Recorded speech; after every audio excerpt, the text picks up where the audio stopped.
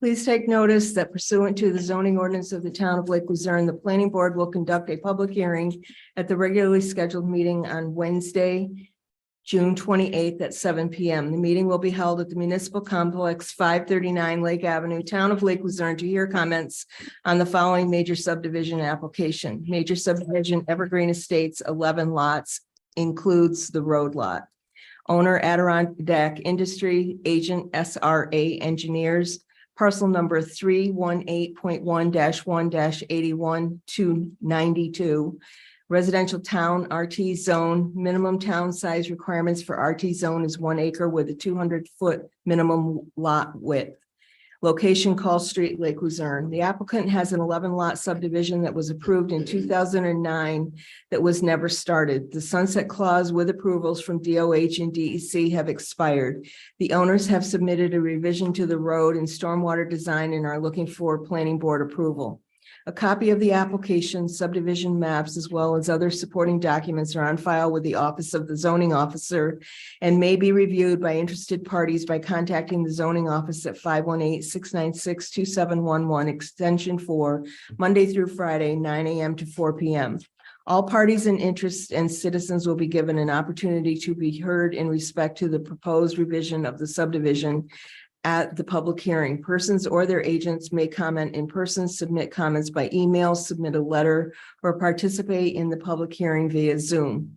To participate via Zoom, use the Zoom application or visit https://zoom.us/join and enter the access code 902-687-9764. Karen Putney, zoning officer, Town of Lake Luzerne, zoning, P.O. Box 370, Lake Luzerne, New York, 12846, 518-696-2711, extension 4, Lake Luzerne 4 at albany.twcbc.com, published June 20th, 2023.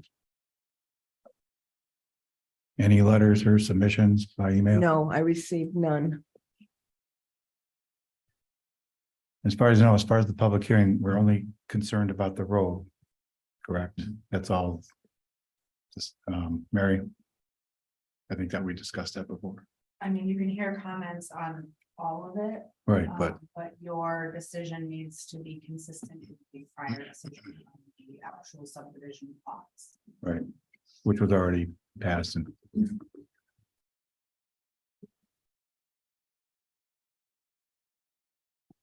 So do you want to present anything before we pass to the public? I'm happy to, if you would like me to. Well, let's go ahead with the public hearing. Does anybody wish to make a comment for the public hearing? I can't really. You can move the map over so we can see the audience. Sorry about that. That's all right. There we go. Maybe they don't want to be seen. So the public hearing's open. Does anybody like to comment? We'll get a microphone to you. You just have to stand up, give your name and address.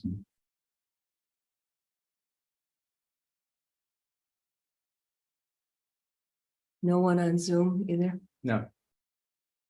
And we are on Zoom now, so.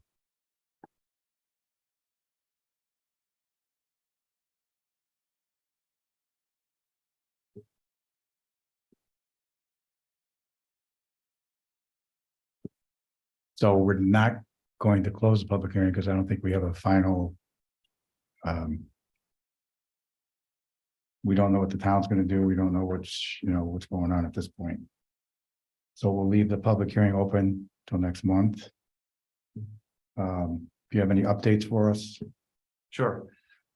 We have the full application resubmitted to the Department of Health, and they've acknowledged receipt with the response that they're 1.5 to 2 months out on their reviews. However, I did sit down with the engineer who's going to be doing the primary review.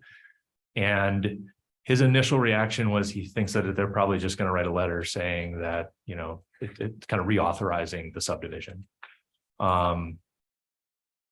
But we'll see, he needs to dig in a little bit deeper on that to know for sure. He couldn't tell me that for sure. Okay. there was a comment from Cedarwood about, or I think maybe there was a discussion about getting the wetlands delineated due to the amount of time that's passed since the first time that they were delineated. We had a little trouble identifying. Well, first reached out to the DEC, who indicated we need to have our consultant locate them first, and had a little difficulty locating a consultant. We have one now, and they've just been engaged to do that delineation. To really, the thing is to confirm that it's primarily confined to lots 1 and 2, which are designated for to not be developed anyway. As you know, we met with the town board a couple of weeks ago, and there was no final decision made. If you're not aware of the it was a bit of a back and forth with a weighing of taking on, the road and the stormwater versus, not. And that also led into a little bit of a discussion of the amount of tax revenue that each lot would generate for the town that could offset the cost to the town in providing that maintenance. But we don't know what the final determination is on that. There's been more direct coordination with the highway superintendent, and our impression is that he's okay with, he thinks it would be acceptable for the town to take over maintenance of that road and the stormwater facilities. Okay.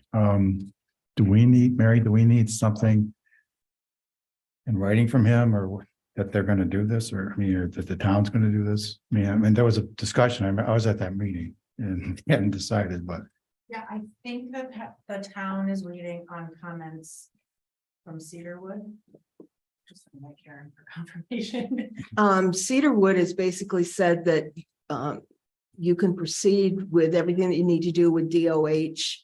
And then if they make you make any changes, then the town will make their decision after you've gotten more or less the approval from DOH and DEC. Is what they want to make sure that the stormwater that you proposed is going to be the stormwater system that is in the end put in. So that's why they're waiting to make their decision. They want the final drawing of what you're going to put in before they make the decision as to whether they take the road and the stormwater management.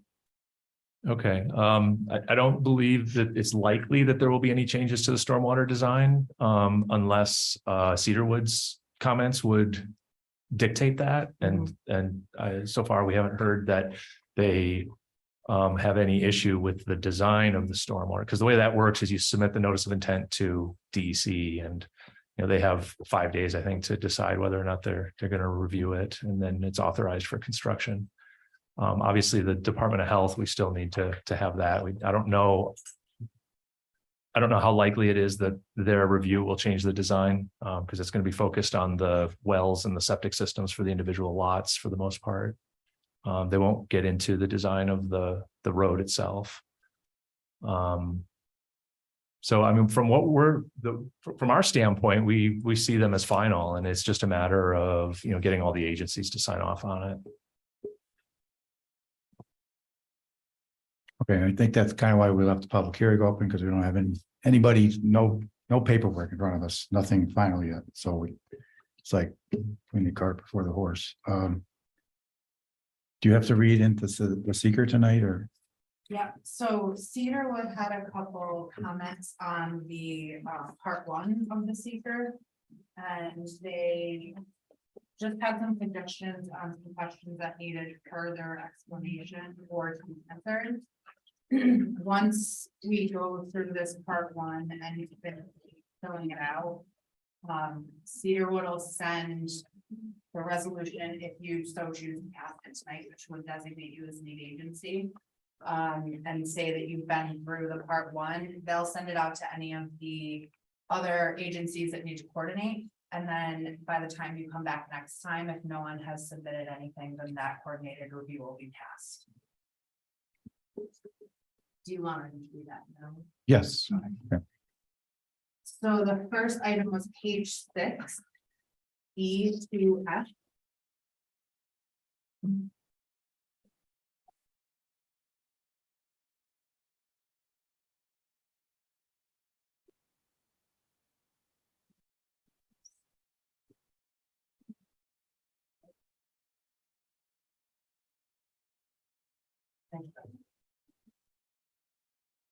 E2.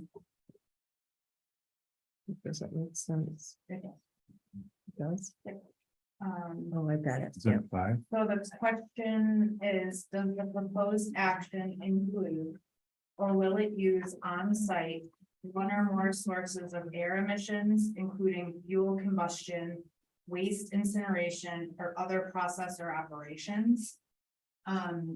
Cedarwood said that should be yes, because temporary mobile sources during construction phase would exist. You would agree with that? Yeah, actually Karen shared with me that email and we're fine with all of those changes. Okay, so if the board would agree, we can change that to yes, and the chairman can just initial it. Because everyone found it, it can be confusing. It's Everybody page sees- 6 of the seeker form, and it's like 2/3 of the way down the page. F is what we're looking at, a small f. It's checked deep, no, now we would just have to approve checking yes.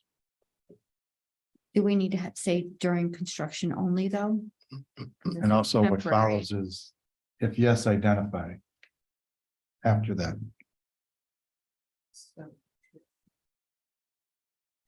Should be during construction. Well, he only. said mobile, temporary mobile sources, so it Yeah. would be it would be the first one. okay, During construction. I think it's asking you to identify what those might be. Yeah, actually, this was an oversight on our part. I think it's fairly common and sure. Paul can corroborate this when they're doing a construction site to have either a skid with a diesel on site so that they can refuel the equipment that's there. And then the equipment itself creates air emissions. It could also be considered that there's a potential for emissions just from dust and that, but we also have a stormwater pollution prevention plan that it requires measures to be in place to minimize that emission as well. But there's still technically, it could be an emission during construction. It's pretty much at every construction site that involves earth moving. so under F. It says mobile sources during project operation, heavy equipment, fleet or delivery vehicles, or stationary sources during construction, power generation. Which one would it be? Or 3, which would be stationary sources during operations, process emissions, large boilers, electric generation. It would just be one I, One, the okay. little I, equipment, fleet and delivery vehicles. Okay.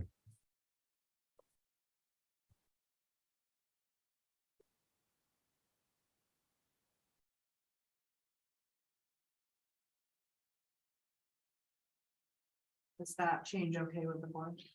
We do go through each one and just, We'll go through the okay, 3 that he commented on. I don't really think it's necessary to go through the entire form unless you do. no, I mean, during the process that we're going through, we have to approve each one verbally, correct? Yes. Okay. Howard, do you approve letter F? Yes. Dane? Yes. Yes. Josh? I do. Yes. Yes, The second one is page 8.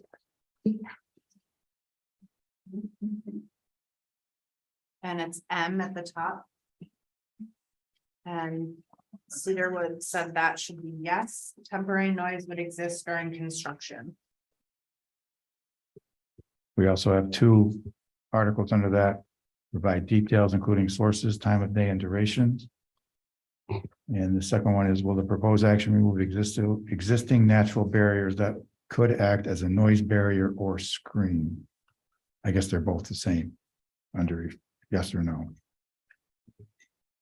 So can I offer a suggestion there? The first item would be to check at the top, yes, instead of no, to correct Right. that. And then on I, there would be temporary noises from equipment during construction.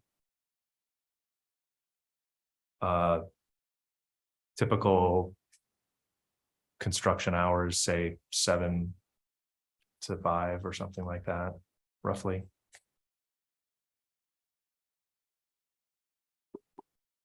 And will the proposed action remove existing natural barriers that could act as a noise barrier or screen? I would say no to that. There are going to be some tree removal, but there's going to be enough trees still in place that it should not modify the carrying of noise from the site. Okay, any board member have any input as far as the time of day? He says 7 to 5. Or would you be happy with that, or? That's reasonable. Yeah. Josh? No, I think it should say approximately Okay. 7 AM Yeah. to 5 PM. So Yep. if something goes earlier or later, True.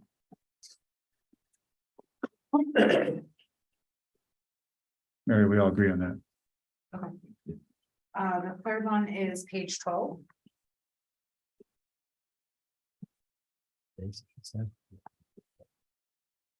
E2M. The type of predominant wildlife species should be listed there. And they gave examples like white-tailed deer, eastern gray squirrel, eastern cottontail birds, woodpeckers.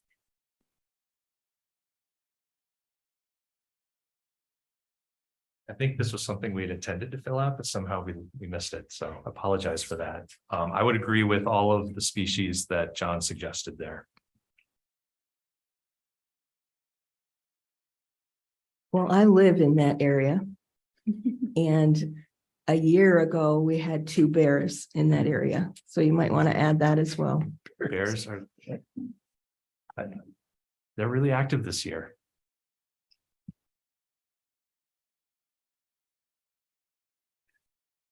Mary, do you have those listed on your sheet, or? Yep, I'm Okay. listing them right now. All right, great.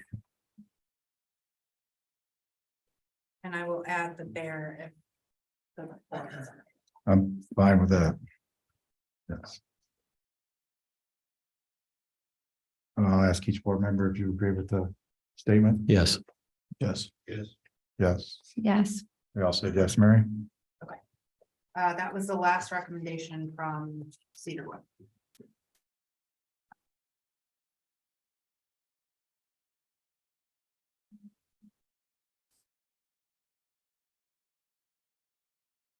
Okay.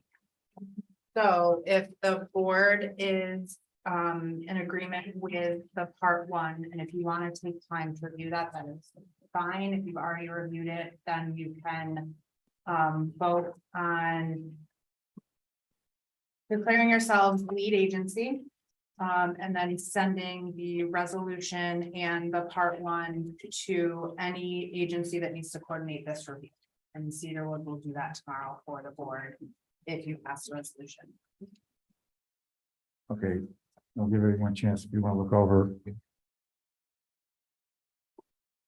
So we can,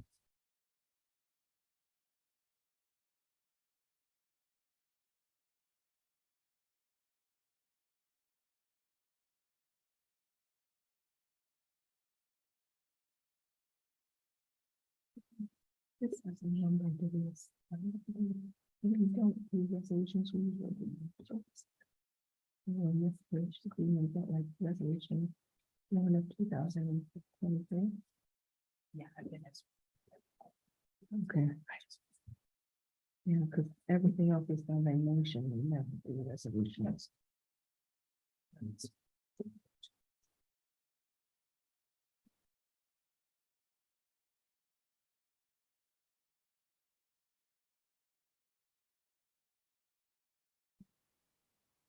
Okay.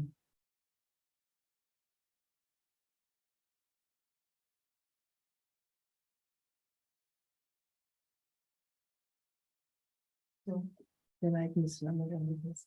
They haven't voted on this. We voted on it. Okay, so that was one, right?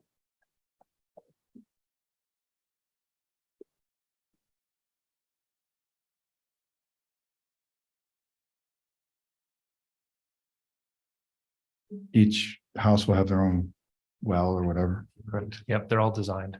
Okay. Yep, it's the same design that was approved back in 2009.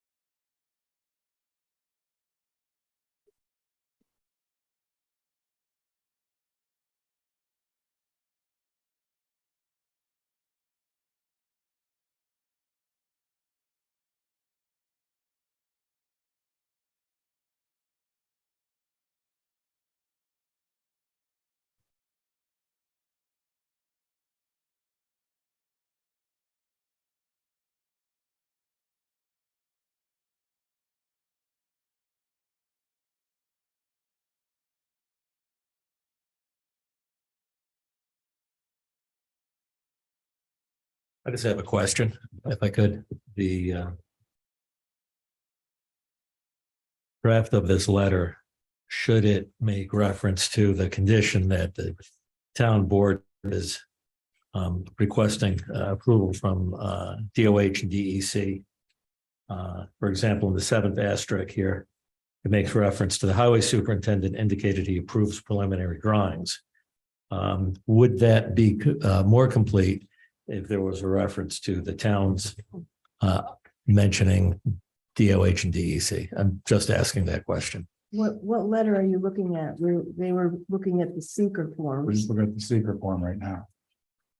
The form we just. So in this letter that would be signed by the chairman representing the board. Oh, in the. Or am I cover sheet. misinterpreting that? Yeah.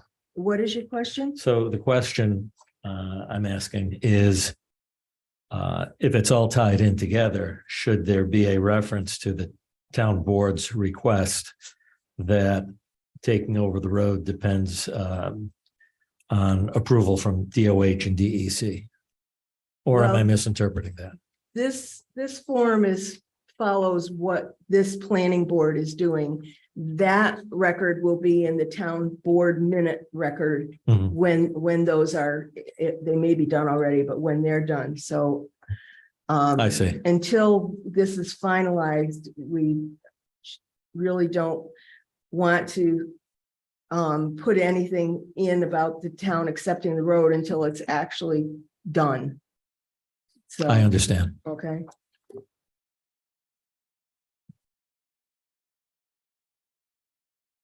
This is just like a map of what the meetings have been about and what is happening. Mhm.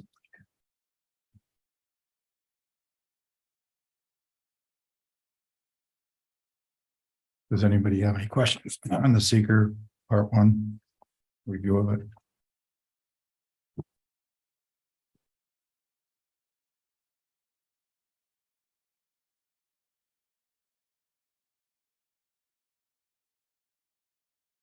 A question on about the traffic. What page? It's page 7. J. Okay.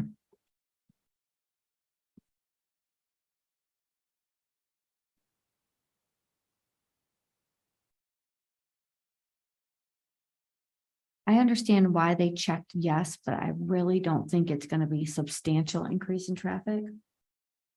Morning, evening, and weekends. It's a very small subdivision.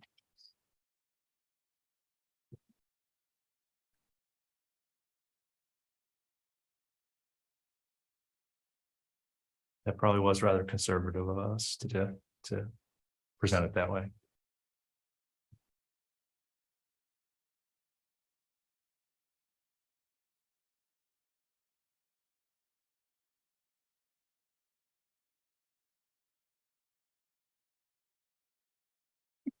You're right, that 11 houses aren't really gonna make.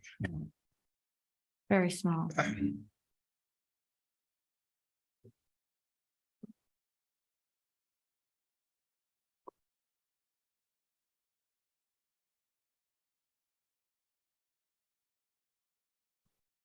And this is this isn't just for building, it's all the time, right? I mean, I could understand maybe a little bit while you're working on the operation, building the houses, but. Does it matter, Mary, as far as that? Doesn't matter. Okay. I certainly wouldn't oppose if you wanted to switch that to no. I would leave it and then just use your judgment when we're doing part 2 when it comes to traffic. Just at that point, you can say low to no impact. Okay.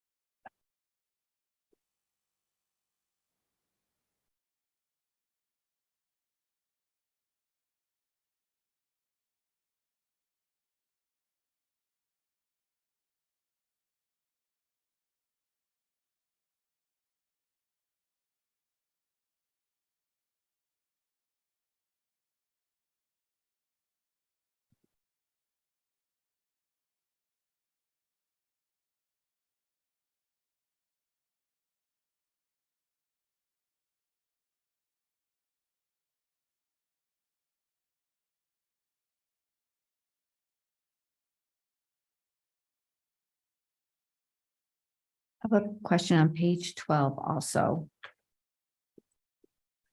Q.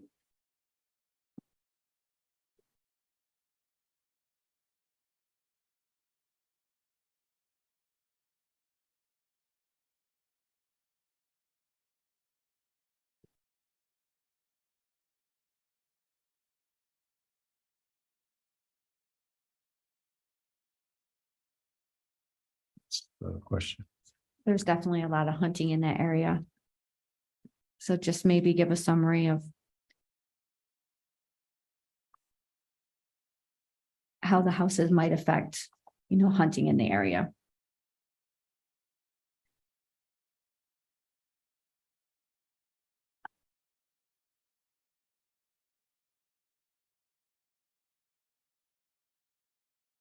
I understand that hunting's not allowed there on the premises itself, Right, but it might be adjacent. adjoining, buildings. Yeah. yeah.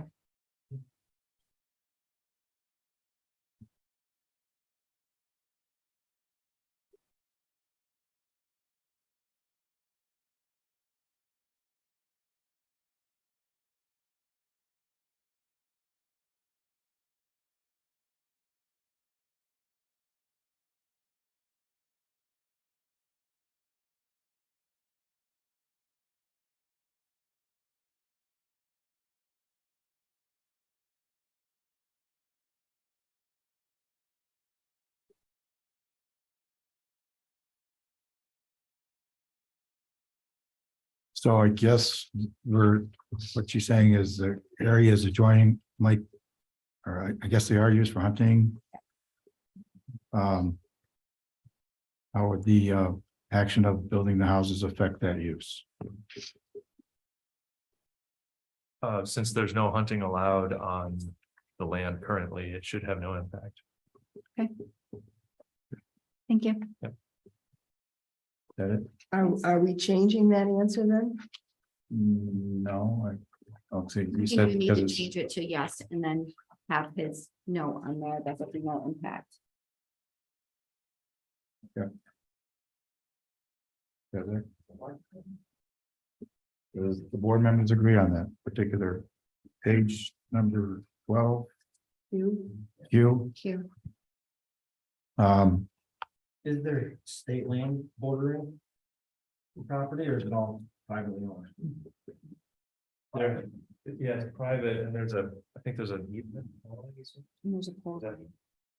Not Yeah. by us. Okay. There is a power line easement for the Niagara Mohawk. Right behind it, there's a small strip. Owned privately and about 100 feet through that is the Niagara Mohawk power line easement. is there hunting allowed on the easement? I don't know. A lot of that adjoining land is owned by that power corporation as well. Right. And I don't believe they allow. Do they allow hunting down in there? I'm not sure. I'm not aware. The adjoining properties directly touching our property is all private. And so I think the easement is off of probably Danny Allen's property who's behind us. And then there's a strip of national Niagara Mohawk that Danny Allen owns toward the river. In that particular spot right behind. So technically, there's no, the property that immediately adjoins yours is all private property. So just put no impact. Does it make a difference if it's private hunting versus public access hunting? It's not specified in here. If it's state land, anybody could be hunting, yeah. Which you could have a bunch of people in there. Well, it's But it- pri- but it's it- private, it's private It's not land, State land. but it's large enough to facilitate safe hunting. If it's private, then nobody can hunt it unless they have permission from the Right. landowners, so Or the landowner. there won't be. a lot of people now. Is it currently used? Is asking, is it currently used? So you're saying it's all private? No, it is not. No, Correct? he's saying it's private and they could hunt on their private land. Is that what you're saying? Private, they can hunt on their private land? Not on the subject parcel. No, but I mean, it's on just, the- this is adjoining. Yeah, there's nothing that we can do to prevent anyone from hunting on private property around there. So what Tony's saying is we should check yes, and then we'll have no impact, even though there's hunting going on. I'm fine with that. So So Q, do you agree with Tony, the board members? give a about brief changing Q? description of how the proposed action may affect that use. And you'll just say no effect, hunting will not be allowed. I would just. Well, No. hunting's not allowed there now, so by Okay. putting houses up on a parcel that doesn't allow hunting means that there's no impact to the no impact on hunting by the development. Okay, To the adjoining land. So I checked yes and put no effect. Right, okay. maybe all the board members, you agree? What's your thing? It's fine with me, but that my vote would be yes. I mean, how can you, if somebody lives next to you and they want to hunt on their property, unless it's, Right. you know. I don't think it's gonna affect the people that. I think it would affect it, you have to be a certain distance from the resident. Right. If there's no residents there now, there's no building there now, technically you're limiting the hunting on the private property that surrounds it by, Yeah. you have to have that buffer zone between the residents. Doesn't sound like there's very much use of that. They're not here complaining. Right, No. exactly, and I don't know how you determine whether somebody's hunting on the property or not. So just say no A impact little bit and like move an on. overreach to me, but So we're checking yes and saying no No impact. impact. Tony makes a good point. Mary, we're checking yes and no impact. Understood. Okay, I think I see another question that might be incomplete, page 9. T on hazardous waste, there's a, if the answer is no, describe proposed management of any hazardous waste which will not be sent to a hazardous waste facility. No hazardous waste is being generated, so they don't have to. Okay, Right, because it's only if you answered yes, do you have to answer those. well, there's an if no. But I understand. Why you think it should be answered yes? That's when we'd have to. go No, back. just that there wasn't an answer and Right, Is the yes or no from this one? So you don't have to answer this one. Like 2 lines above it, it says yes or no on the right-hand side. I see you. And Right. if that has to be checked yes or no, but you don't have to answer that because you checked no above. Okay, thank So you. that's where the no was going. That's clear.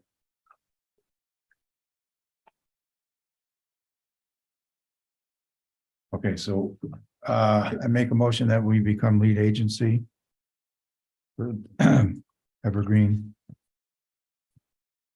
Was there another statement to that, or was that it? Yep, so you will declare yourselves lead agent and you will notify all the interested parties. Cedar Wood. Right. I'll make that motion. No second. Roll call vote. Howard, Yes. Dane, Yes. Josh, Yes. John, Yes. Kyle. Yes. Tony, Yes. hearing none, carried. I think that's it for tonight, correct? Or no? Well, if I could ask a really crazy question. No, I'm just kidding. They're the best kind. I don't know if there's any consideration that the board could make towards a potential conditional approval based upon obtaining approvals from the Department of Health and that the town will take over the maintenance of the road. Either one of those, if any of those change or it changes the design, obviously that would make the approval void. But it could potentially streamline the process for us if that's at all even could be considered. So the board cannot issue any approvals until the interested agents have 30 days to get involved. On the So seeker. at the next meeting, that's a possibility. So I still ask that question because there's a potential that we won't have the Department of Health response by the next meeting, just based on the preliminary feedback they gave me on their backlog. So I just want to plan ahead if it's the planning board's approach to ensure that we have all the other approvals in hand prior to issuing an approval. If we don't have those all in hand, we'll just wait and not be back until those are all in place. But if we can get the seeker timeline, completed, and if we're just waiting for the Department of Health or something like that, would the board consider a conditional approval at that time? What's the legality of that? Are we allowed to? Yeah, that's a board decision. As long as speaker is done in the right process, you can issue your approval conditionally with whatever conditions you want.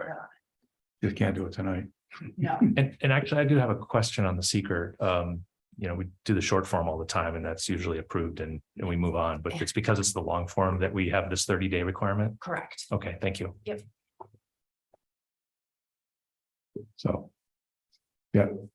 I mean, was there another answer you For wanted? our next meeting. We could approve it, yes. Okay. Yeah. Yeah. But until we get all the information right now, I mean, Okay. The next meeting fair is enough. less than 30 days. unfortunately, yes, Oh, that's right, it is. July 24th. So, yeah, you just said that. So we're most likely going to be back here in August, Even if even if we had it 4 weeks, right? it'd still be 28 days. Really, we're because- definitely not going to Right. have this by No. next meeting. So, No. okay. Well, that's good to know sooner than later. All right. Thank you very much. Yes. Thank you.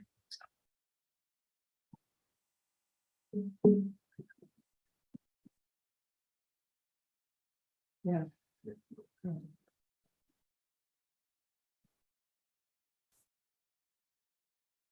I wrote on mine.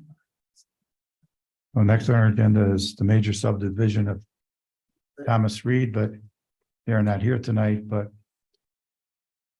the public hearing is still open, and if anybody would like to make any comments about subdivision,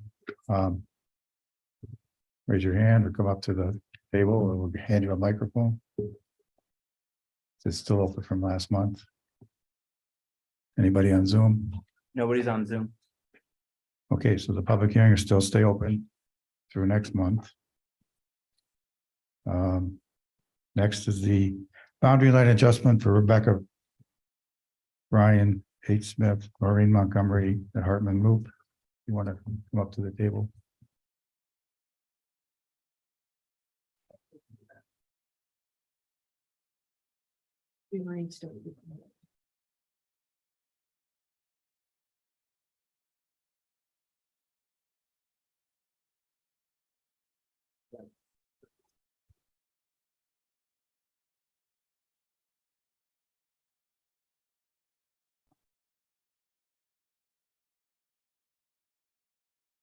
Hi, how are you today? Thank you. My mom used to be on the planning board. She Oh. was reminiscing about how the building has changed. Yes. Used to be in just a little tiny one. Yeah. We have a vacancy if you want to join the board, planning board again.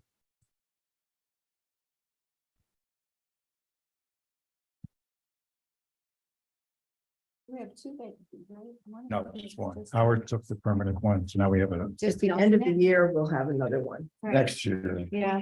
It's January first, somebody else. will be- Yeah, we'll have another one. Not my fault. Dates on to the first.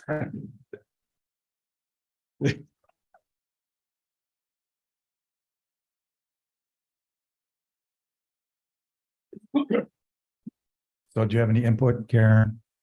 Or It's more or less in front of you.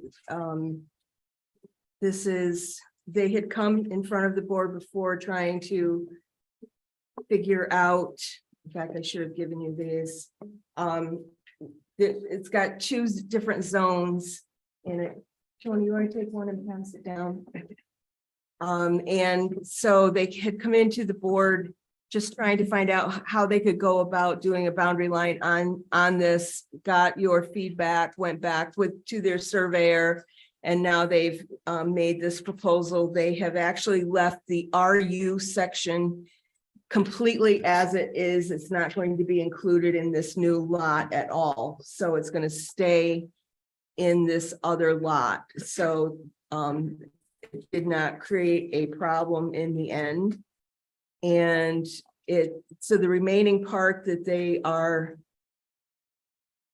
doing a boundary line adjustment on, I believe, is completely in the RT residential town zone, which is 1 acre per building with a minimum of 200-foot lot width. And they, what they have, as far as I can see, complies with that. I have larger maps here. Let me put those down for you. I want to keep one for myself. There's a couple in here. They can open them up and take them as you need them.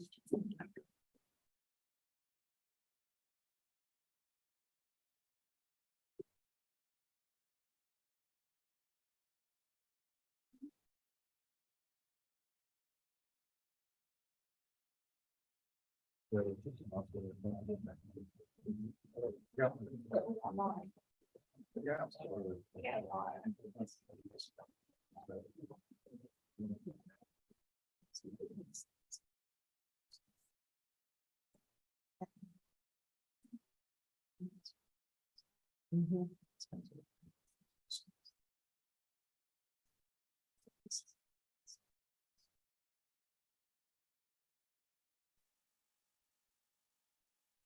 This is what they're proposing. Karen? Pardon? This is what their proposal is. That is what exists right now. This is exempt from the seeker. And it's not in the Adirondack Park. This is what exists right now. This is what they're going to. No. No, it's not. Okay.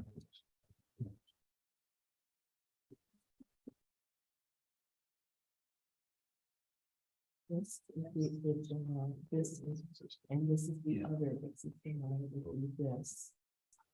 All from here, so the boundary line is going to be up here.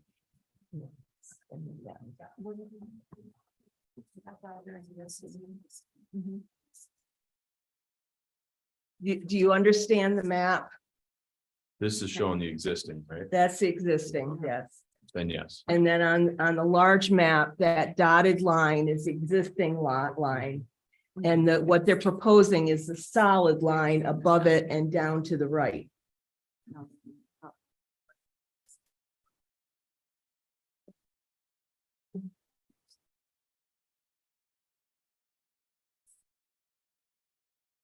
They're exempt from secret. They don't have to do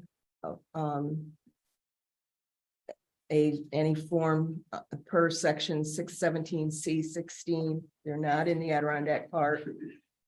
And beyond that, it's up to you to decide what you want to do. So it's a completely conforming lot Yes, both will be completely conforming. and it was non-conforming before, correct? No, it was conforming before. The issue was they didn't know where they wanted to draw the line included some of that RU section, and we had to leave 3 acres with that in order to comply, and we weren't, and they weren't sure. Had to get a survey to figure all of that out. And if I could just add, when my dad was alive and our parents made this adjustment for us for an additional 5 acres, he had drawn it straight to the back of the field. And I was out of town in April, but my brother and my husband came over just to talk about the zoning issues with that, because the surveyor thought in Paramount that it might be an issue. So there wasn't any emergency need to change those rules, I guess. So one of our family members suggested that we do it this way, leaving the opening of the back of the field still open for the rest of the family to utilize and go into the woods and hike or do whatever.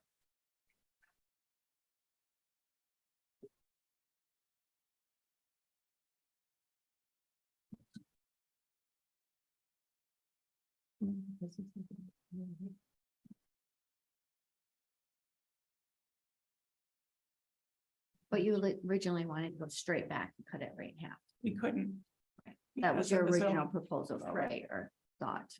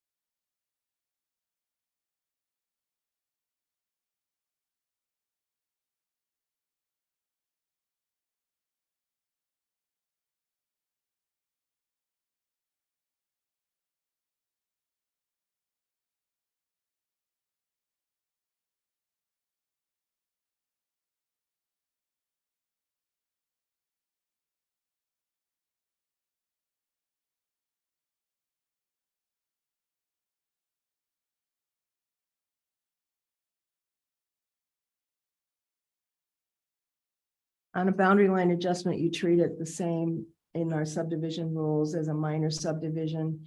It's up to the board whether or not you call for a public hearing. Basically, you're checking that they're meeting the size standards of the zone that is in there. They're not, they're not putting more houses than are allowed per the size of the lot, that kind of thing, so.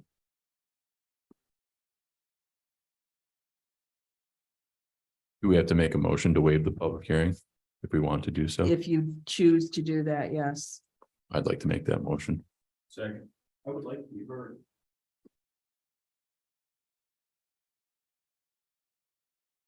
That's your decision. If you want to have a public hearing, you can have it. If you don't have to, but you can also offer just public. I'm fine with public comment. I'm fine with public comment. Wait, you have a motion on the floor, though. You need to follow through with that. Now, who made, Dane? You made the motion, and who seconded it?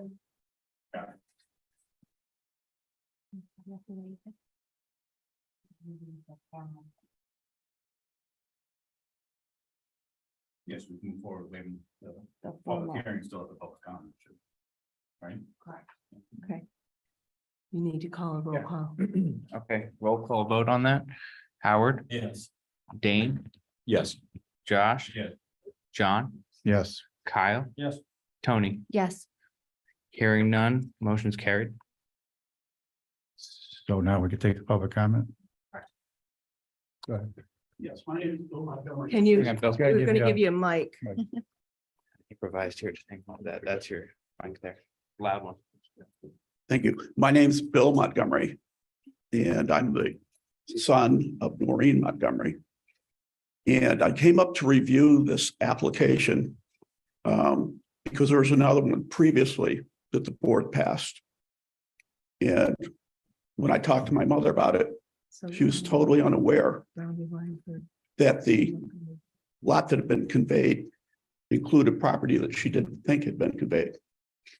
And so when I came in and looked at this application, I saw that the deeds that are attached to the application are not the deeds to the property in question. So I think from a procedural standpoint, the board cannot go forward because the deeds filed with the application do not relate at all to the property in question. And to confirm that, if you look at the deed reference in the survey, it shows a deed reference of 358 at page 363. The deeds filed with the application are 428 at 267 and 428 at 265.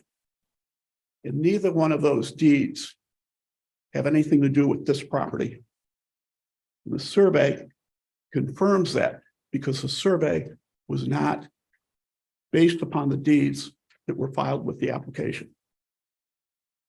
So I think from the procedural standpoint, the application is defective, and at best it has to be adjourned for the relevant deeds, deed or deeds, to be filed so that this board can look at the deeds and see if there are any reservations or easements that might exist that are not shown on the survey map, or if there are courses and distances in those deeds that might exist that aren't shown on the survey map.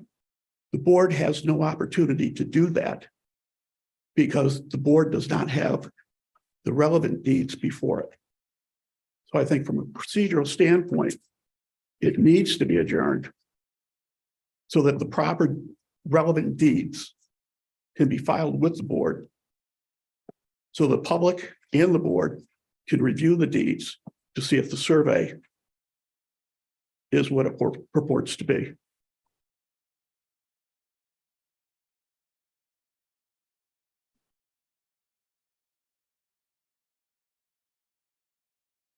I will have to, Mary, ask for your advice, please. Sure. Bill, can you just show me where in the subdivision code that the deeds are required? I'm not finding it, but I take your word for it. I just can't find it. It's on the application form.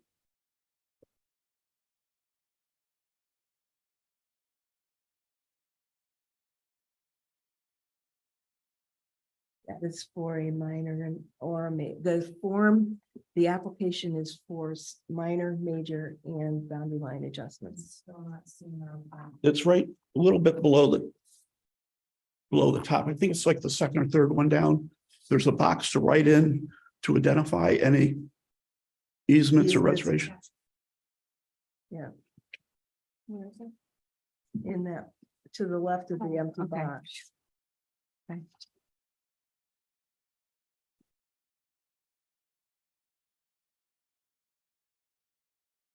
So the only requirement is that the deeds are attached. You as a planning board do not have to determine whether or not those deeds are correct, whether they've been written incorrectly, whether the information in them is correct. So procedurally, I think that you are fine. If there's some dispute between the family members as to the accuracy of these deeds, I think that's a private civil matter. There's no dispute with regard to the accuracies of the deed. It's just that the deeds that are filed with the board She said these deeds don't. do not reflect what the survey purports to reflect. That's not an appropriate consideration for this board. They don't have the expertise to do that. So that again would be a civil matter between you and whoever submitted these. Okay. So my next comment to the board is that the survey that has been certified to the board, if you look at the bounds and the distances set forth on the survey, they're not accurate. And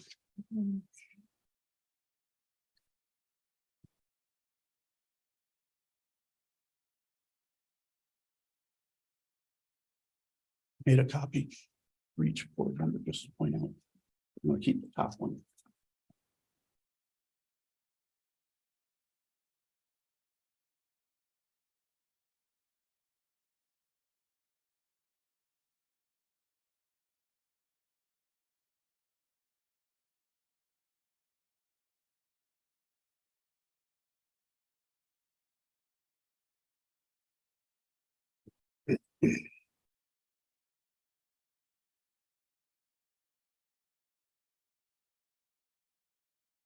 So as you're looking at that survey, the first handwritten notation, you see the notation says actual 3.5 inches. And underneath it, 175 feet.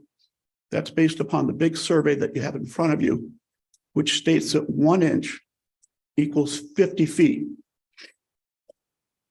So when you measure that, it measures 3.5 inches, which means it's 175 feet. The survey notes that the proposed distance is 78 feet, which is clearly is not correct. That line comes in much more than what the survey shows. The danger to doing this is if there's a deed that reflects distances, and the map is never filed because it's not required to be filed, the courses and distances in the deed will not conform to this survey, which the board is being asked to look at. So if you go to the bottom right-hand corner, which I think is a more important one, you'll see that the actual measurement, if you put a ruler on the survey, is 4 inches, 4 5/8 inches, which reflects 267 feet. The survey says it's 226 feet and change. So if you extend that line out, you've now crossed into the other zone. Or if you extend it the other way, you're conveying property that was already conveyed. But the survey is not correct. The meets and bounds on it. And interesting to note, at the bottom of the survey, it refers to it as being a preliminary draft. This was what my brother did when he came before you 2 years ago. He submitted a draft survey, which did not accurately reflect, which was subsequently approved by the board. So if you look at the bottom corner,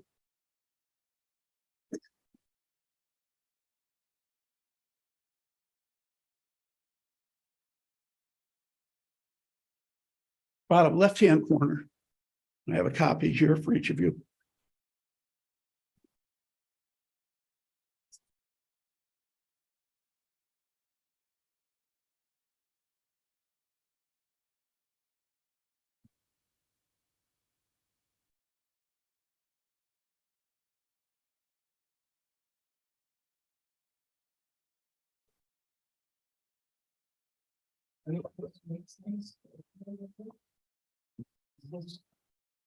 I would let him finish his comments and I'll be. If you look at the bottom left-hand corner and at your big survey, it says that DARA surveyors relied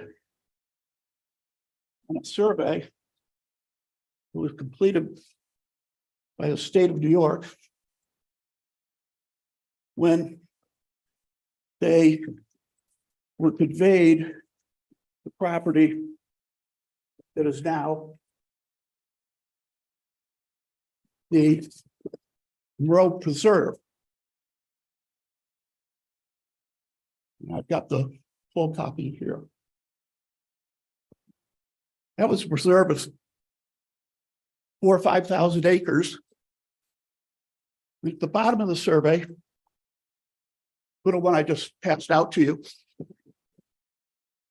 you'll see that Brooks and Brooks, the survey they did in 1998, which was filed with this county, approved by the state of New York, reflects what used to be the old Glens Falls Corns Road. And that's reflected on that survey. That's the one that's referenced by DARA. But when you look at her survey, you see she left that off. She put a gravel driveway and then discontinued the gravel driveway.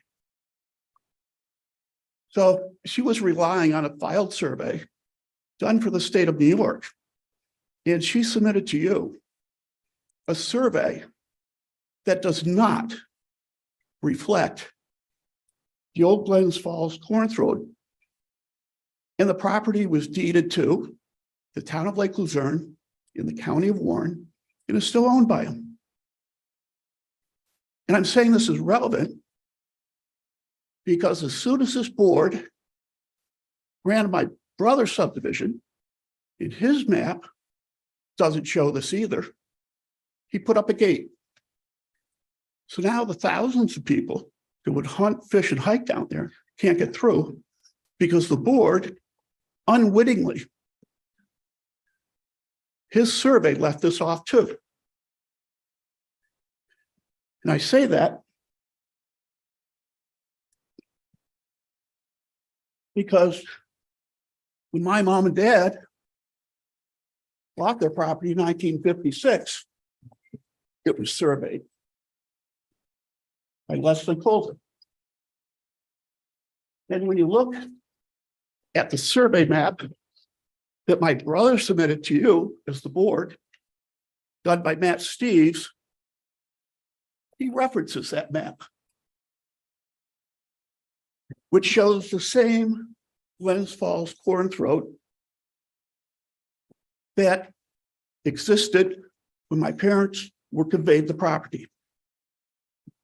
Matt Steves, in the draft that he submitted initially, showed the center line of that road because all of the measurements for the property are made from the center line of that road. The draft was then reworked to take the center line out, so there was no indication that the town and county continued to own that road. And I say that because the two deeds that were submitted to this board were submitted for one reason. They don't apply to the property and they don't reference the reservation. When you look at the deed, the one cited in the survey from Hamilton to Montgomery, dated September 11th and recorded at 358363. It reads, there is accepted and reserved from the premises described in this title of conveyance of all those certain parcels of land hereto conveyed by various former owners thereof to the town of Luzerne and the county of Warren for highway purposes, it together with all rights of said town and county and the public in and to the highways involved within the description. Likewise, in the deed referenced for the other properties, 358 to 359, the same exception in reservation is there. That is why when my brother filed for his subdivision, the application said, are there any reservations or easements for public highway? And I think he put, I don't know. We know damn well. And he didn't tell you. And he had the survey changed not to show it. So now, the deed that Becky has chosen not to file with the board. I have a copy of it here. Reserves to the town of Luzerne and Warren County the property that highway is built on. And I know this because my father always told me that his attorney, Jim Davidson, told him he never owned the road. And therefore, he couldn't put a gate up and claim after 10 years it was effectively shut down.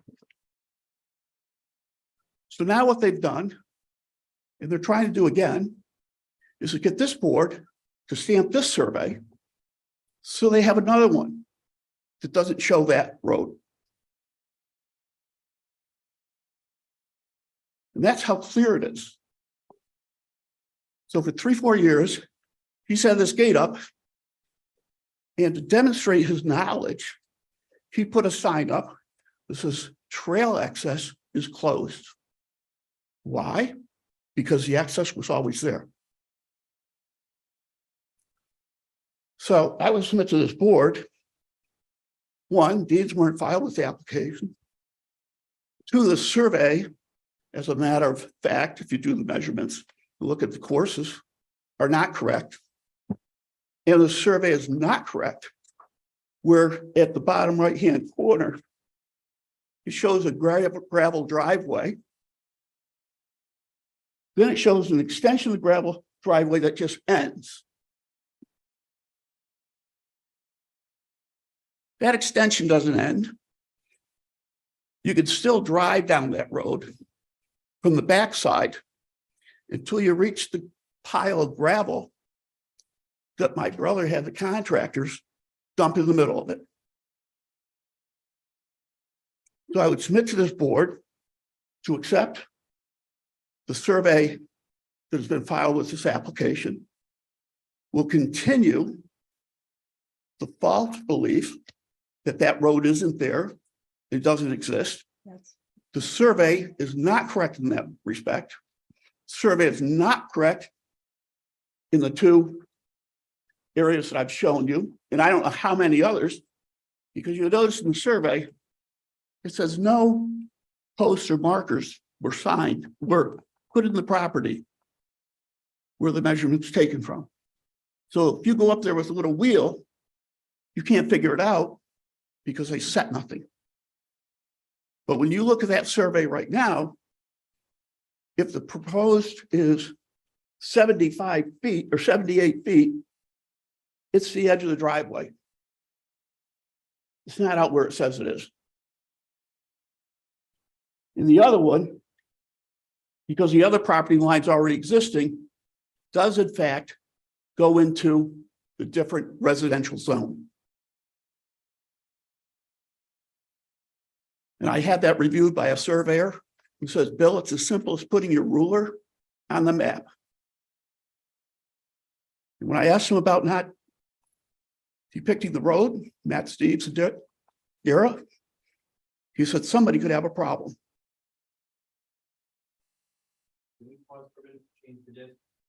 Hang on a second, right? I hope you'll let him speak. Yes. Let him cage the tape first.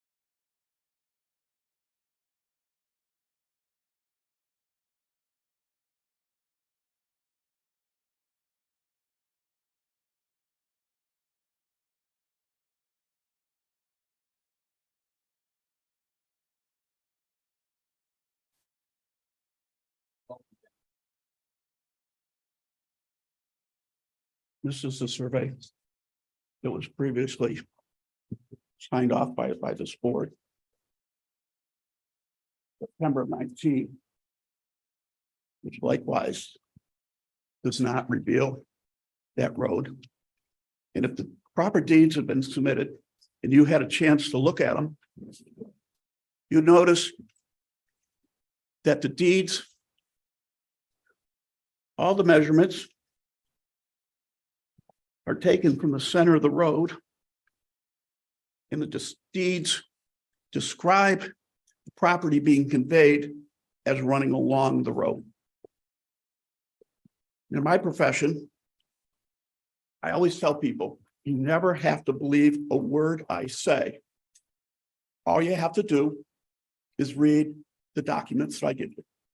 What I say is just sort of a guide. You can disbelieve everything I say. The deeds and the surveys. When you look at the prior application, my brother,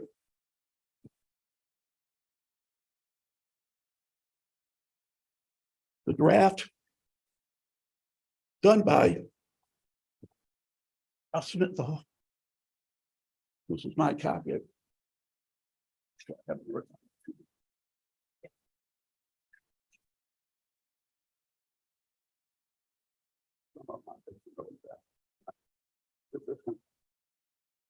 Here's the last page of the draft survey my brother submitted. What you signed was different. You'll see the darkened road and the center line. And then as you continue down here, you see this line right here, which is the center line from which the survey was made. And that was the center line of the road that the town and county owned. So when Matt Steves filed his final map, he left that off completely.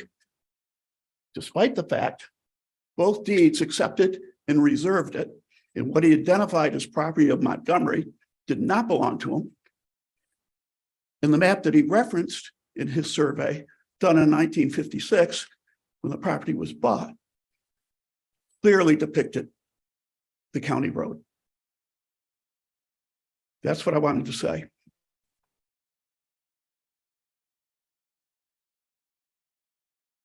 I would just conclude by saying, before you proceed, the map should be accurate. Deeds be filed.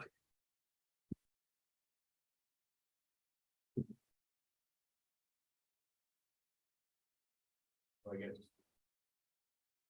First question is this an actual still town road or this old Small Sprint Road? Is this coming down now? I don't know. I think my suggestion would be to hear all of the comments. And then we can go through what this board should be considering and should be considering. I know you wanted to speak, right? Yes, I do want to speak. You speak into the microphone, please. My son, the Lord. We could hear better if you speak into the microphone. Here. This one's a little louder. We'll just put it right here, though. Okay, there you go. Usually when I have a problem, I go to that gentleman who just spoke, my son, the lawyer. Now I have to refute son, the lawyer. When my husband and I bought the property, of course, that road was there. It wasn't being used except by the neighbors who went hunting, something like that.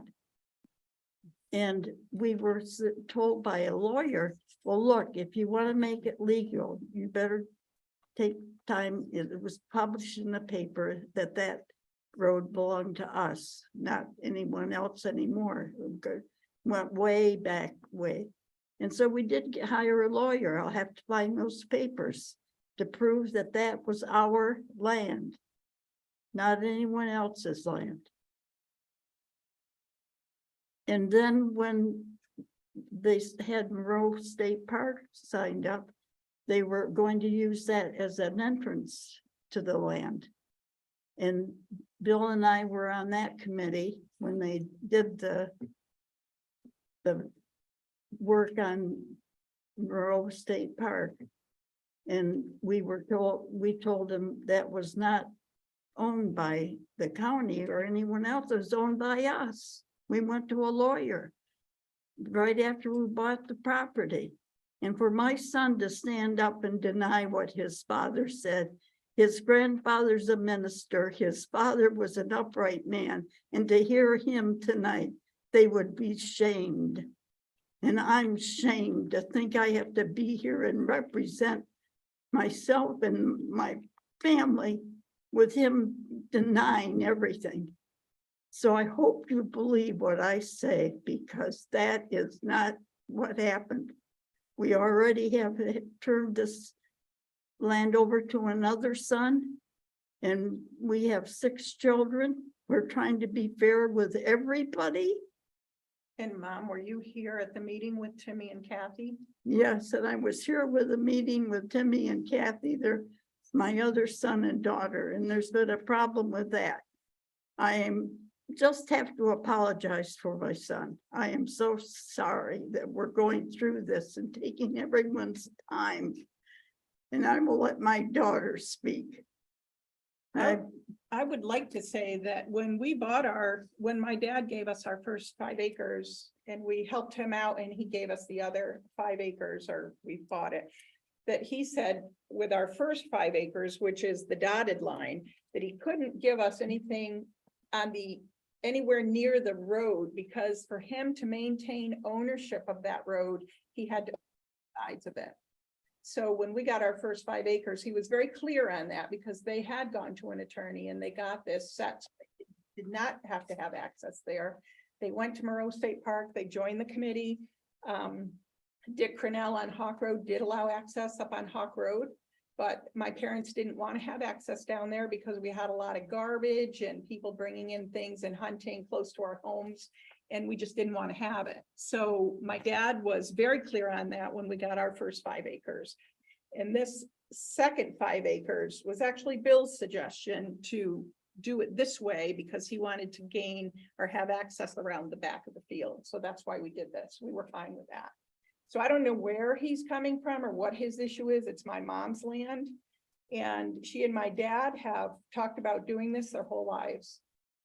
And I'm actually quite ashamed of him myself.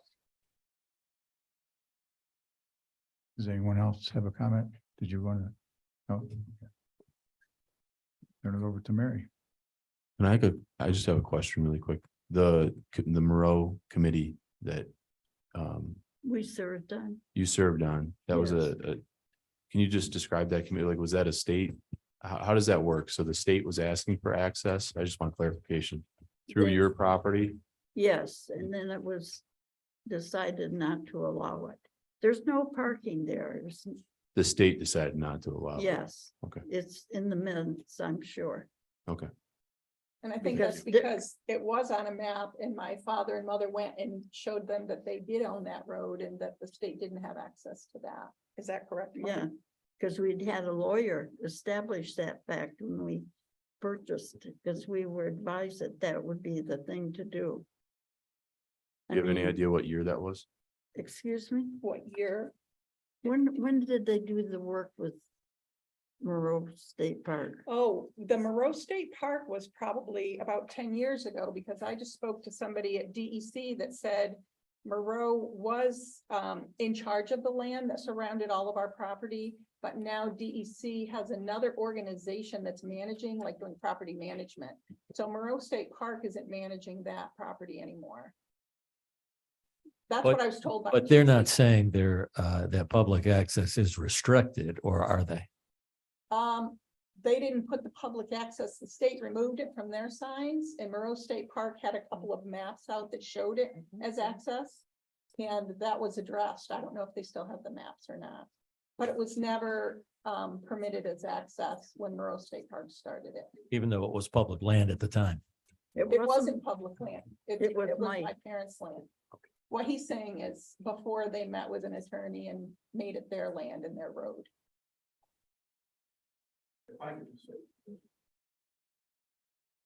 Let's hear it, Bill. Give Bill a microphone if we're gonna. Are we gonna continue to entertain comment, or do we wanna go through the proper considerations for this board? Yeah, I think we should go through the proper consideration at this point.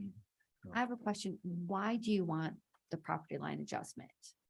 Wait, don't No. don't answer that. Let's go through what the board needs to consider, and then we can ask our question. Okay. Okay. Sorry, I'm just. No, I know No, that's keep fine. Everyone on task Yep. with the facts, what's relevant. Okay, so if you, I don't know if you all have your subdivision book. But on page 32 is the process for a boundary line adjustment consideration. So the first task of this board is to determine the completeness of the application. So obviously, you're gonna look at the application, you're gonna make sure all the information is filled out. Everything that's attached is there, or is supposed to be attached is there. And I do want to point out that the people submitting this application are certifying that everything attached to this application and in the application is correct. They are taking that liability on when they submit this application to this board. They're saying everything we put in here is correct. I understand that there is dispute amongst the people in the crowd, whether or not that is correct, but the applicant is taking on that liability by signing this. What is supposed to be included in the application, we then have to go to the minor subdivision application. So that says, so then you have to go to page 12.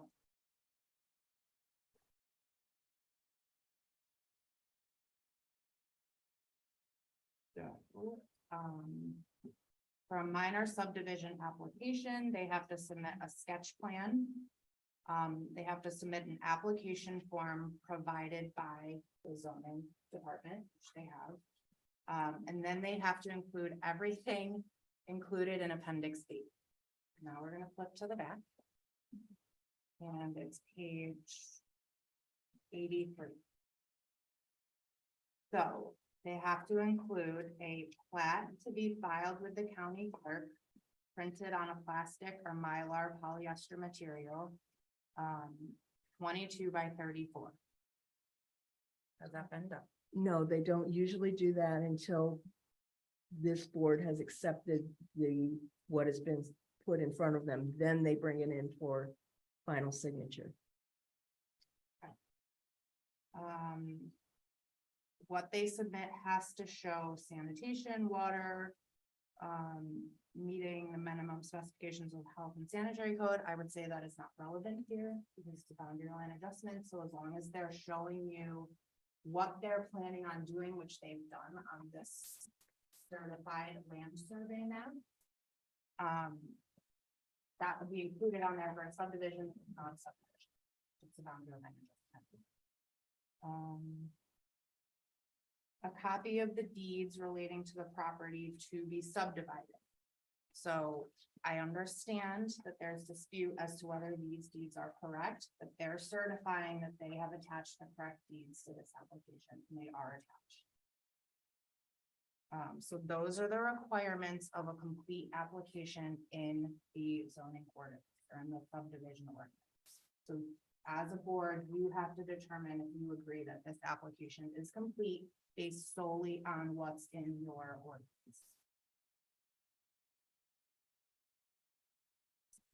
We can go through all of that again if you want. Don't rush it. Make sure you guys are comfortable with whatever decision you're gonna make. So I guess my initial thought is, this is a certified survey that's complete, not a preliminary review. Yes, and whoever signed that survey is, again, just like they've taken on the liability of saying everything in the application is complete, whoever signed the survey, putting their reputation on this and saying this is accurate and complete.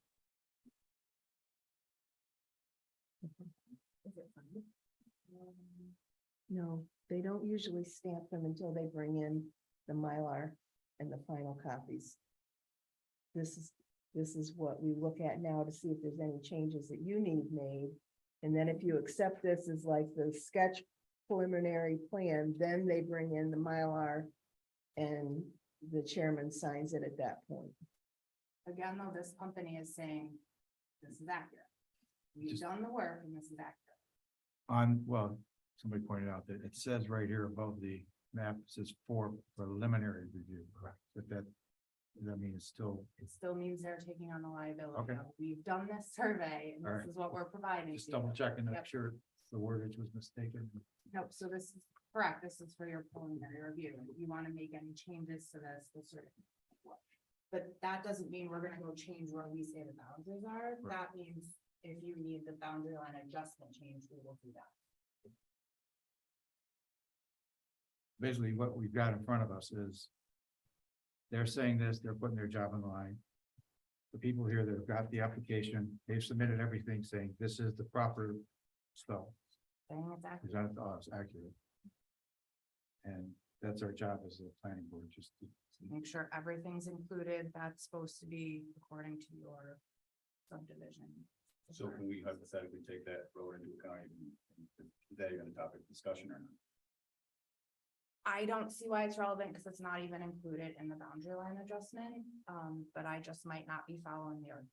But to me, it is not relevant. It is outside of any sort of boundary line adjustment that you're looking.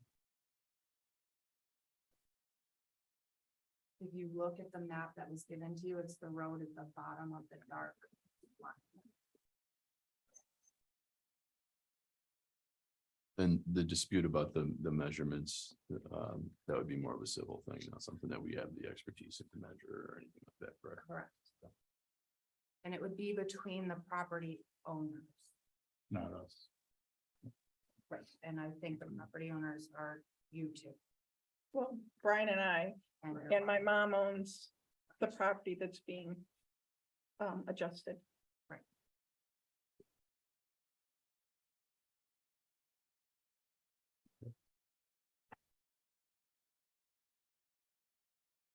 Do you have any questions?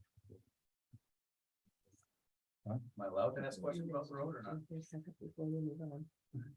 I think we have to deal Bef- just with this. Okay. Before you move on, I just want to talk to Mary about something. I think we can't do it anyway. This is what they're saying is legal. Which is. Yeah, they're presenting this. Whatever else we got, it's This nothing to is- do with. what we But it presented to us. looks And that's why everything's parcel done. I get is. it. I'm just, that's all I see. No, all of this gotta go as with this. well, is all in one parcel. I mean, I could come up So and say, the I don't. actual acreage of the complete parcel. They put it in here, is 15.8 GIS system. But the actual acreage of the parcel being adjusted is there, that doesn't make a difference, does it? Why don't you put that on? I put it in this. You read that, that's what that says. So just to point out to the board, on the application for the existing areas or acres, in the little box right in the middle, they put 5.47 and 12.36. So that pertains specifically to the portion that's being adjusted. The entire parcel, though, is 15.85 acres, but there are two parcels across the road that she owns, but they're not being included in this adjustment, so they put just the parcel that's in. If you go back and look at this map that I provided to you, the original parcel in blue is split by a road in two different areas, but it is all one parcel number. And so for the county record, GIS record, it's on record as 15.85. But the piece that is actually being the boundary line adjustment, the surveyor has determined that that section is 12.36 acres. Just, I wanted to explain why there is a difference between the two records, that's all. It's not a mistake, it's just because that is the only portion being considered in the boundary line adjustment. We're not even looking I at have a it. question. If we can actually measurement needs to, portion of the different. That's what I being signed left up on. Fine. unaccounted There's nothing for, to or it. smaller lot, is that gonna be an issue for us going forward? I don't understand. We don't meet the minimum requirement. Right. It can't, then it cannot be adjusted. It has to meet the minimum requirement. they do it through the law, and the service wrong. We're only improving what information we're being given now, what could happen. Thank you. Is that what you're asking, if in a Yes. civil suit? Well, then they're gonna have a code violation, and they're gonna have to figure that out. Okay. I mean, that's up to them to clear up, Thank you, clarifying. but we can only approve what we're being given right now. Correct. And the numbers we're being given right now. And the information that you're being.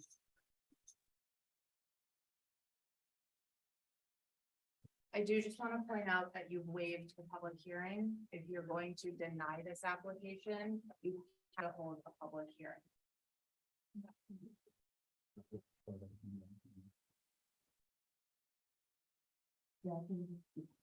Who would be the public?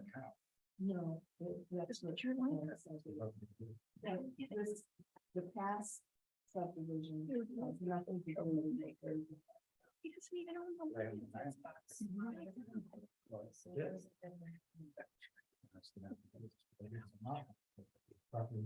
You're gonna have to ice cream today.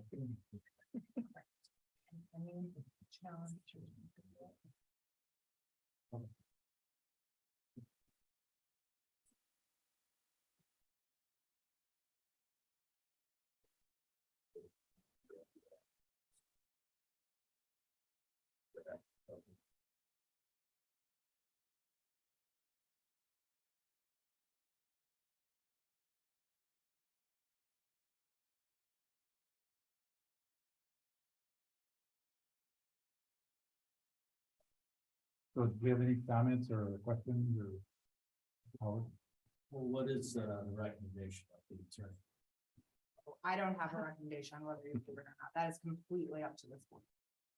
I would say based on the information that we're allowed to consider, I would make a motion to approve it.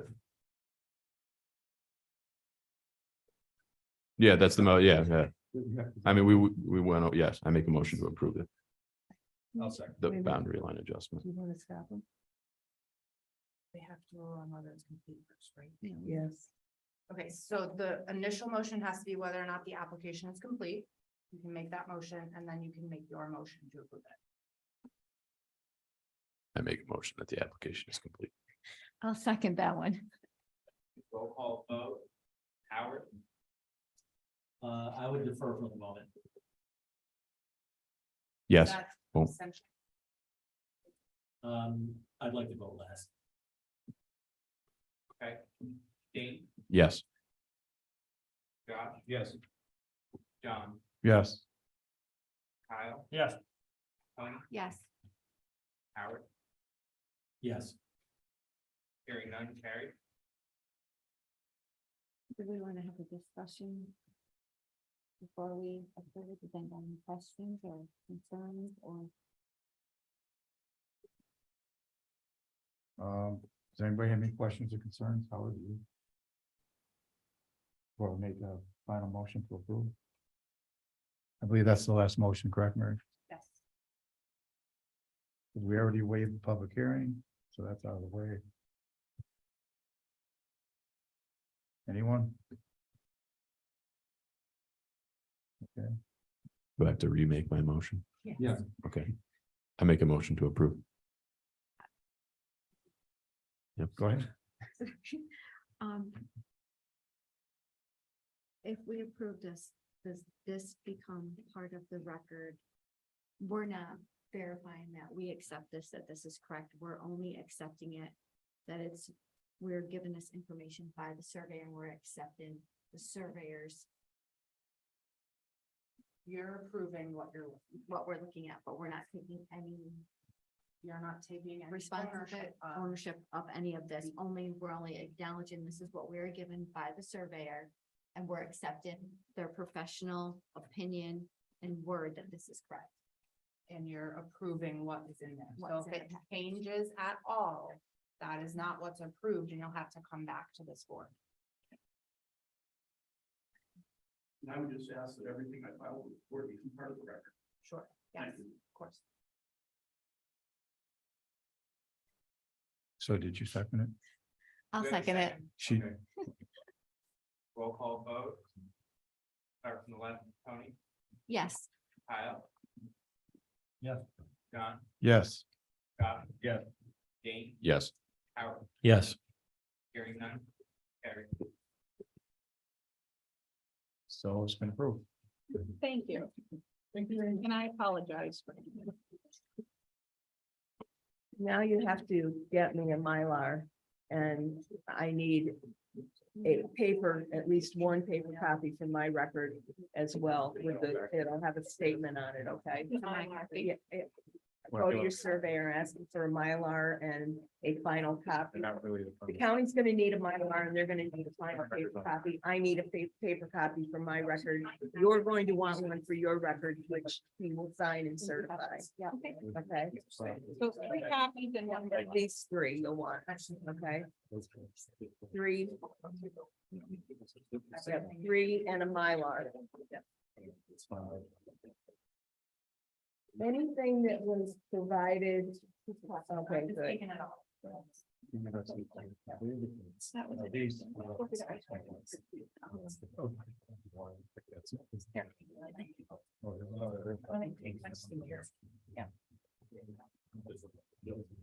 Yeah. On my scooter. That's a microphone. You want to keep the- We have no minutes to approve tonight. Hold on, let me catch up. Oh, for just a okay. second. Sorry. We won't stop. Was it this thing right here? Yeah. Okay. Good night. Thank you.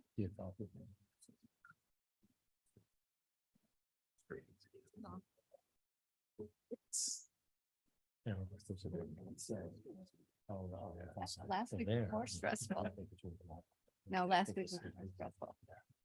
It's the same. Okay, John. Okay, do we have any old or new business? Anybody? I do. No. Okay. Oh, Karen, you're up then.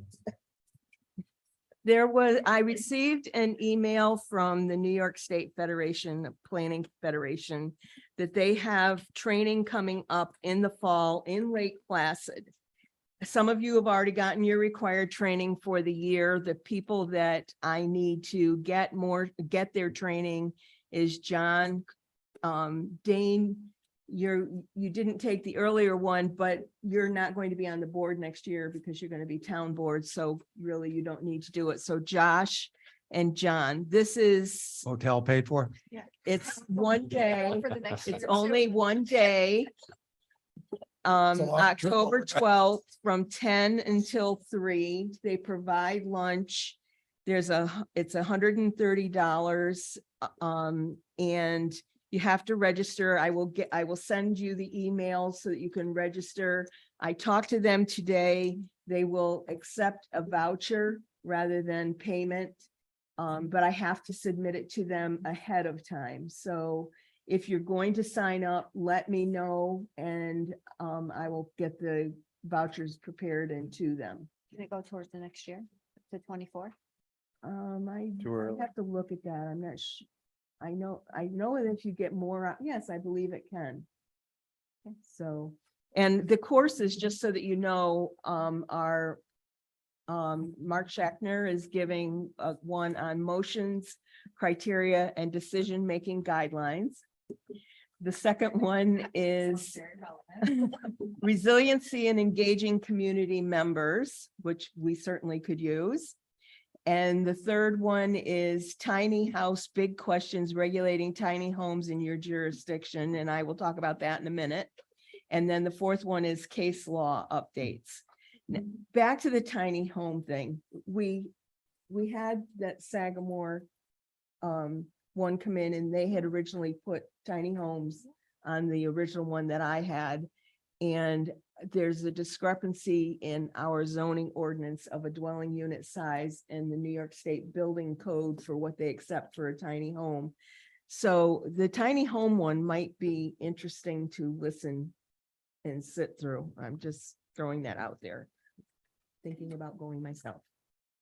So anyway, I will get, I'll send you all the email, and with the contact information. Let me know if you're going to do it so that I can get vouchers done and to them. Okay. We have no, you don't know if Warren or Washington County's doing anything. I haven't heard anything. It's still, they usually scramble at the last of the part of the year to get it all done. But with COVID, that all went away. I'm not sure that the state is actually going out and doing on-site training anymore. They still have the online training. Your firm does? Okay, so Mary's firm will provide training if we absolutely need it. But we're down to, again, it's 2 members on this board. And if we get another member, it'll be whoever that is, if they get in quick enough. And I have 3, well, really only 2 On zoning, on zoning. Yep. I know we need somebody. We need someone, that was the other thing. need We somebody. do need someone on this board. If you know anyone that is interested, it has to be submitted to the town clerk, addressed to the town board. And they would probably do an interview once they get a letter of interest. I know that you have indicated that you. Here tonight, no. So anyway, we do have a position, the alternate position is open. And Dane is going to be on the town board next year unless something happens that I have no purview of. So we'll have another open position starting next year. So we need an alternate, so at least we're Yeah. good. Yes, January at 1st. least an alternate for now. That's all I have. Anyone else, old or new business? Okay. Oh. Just, go ahead. I had one thing, you know how we were talking about stormwater drainage training? You can be certified in 4 hours. Oh, you found that out? Cool. It's 4-hour training. You know, what the big thing was about that, when we were talking to Jonathan, the engineer, was that if something happens, and this is the town that's gonna have to take it on, something happens down the road, there's a flood, there's a storm, and we're taking that over, the town's gotta pay for anything that, That's why I need to be think fixed. having the separate districts for the new subdivisions and having a subcontractor be responsible for the stormwater drainage, it takes the responsibility off the town, and the subcontractor maintains the stormwater drainage for new developments. And if we create a new tax district for those new subdivisions, then that would cover the fee of the subcontractor to maintain them. well, that's gonna be a And board then we thing. would not be liable. They'd be maintained. And the town would not be liable just for the stormwater drainage. Then we could take over the roads, but not the stormwater drainage. Right, Ronnie's willing to do the roads, no Mhm. problem, as far as. So plowing. if we do if they're willing to do another tax district for just the new subdivisions, Can they do that without owning the Yeah. land? They would, I would assume they'd be deeded over to the Yeah. town. Oh, that's Yeah. right. Yeah. and then the new tax district would pay whatever we had to get for the subcontractor fee for them to maintain the stormwater drainage. It take the liability off the town. And I think that's important. Will that cost the town, or it's yours to take over? I mean, that's what I'm wondering, how that works. Well, we take over the roads. Yeah, but I mean, to get a subcontractor. The new tax district we would figure out what it would cost us to hire a subcontractor to maintain the stormwater drainage.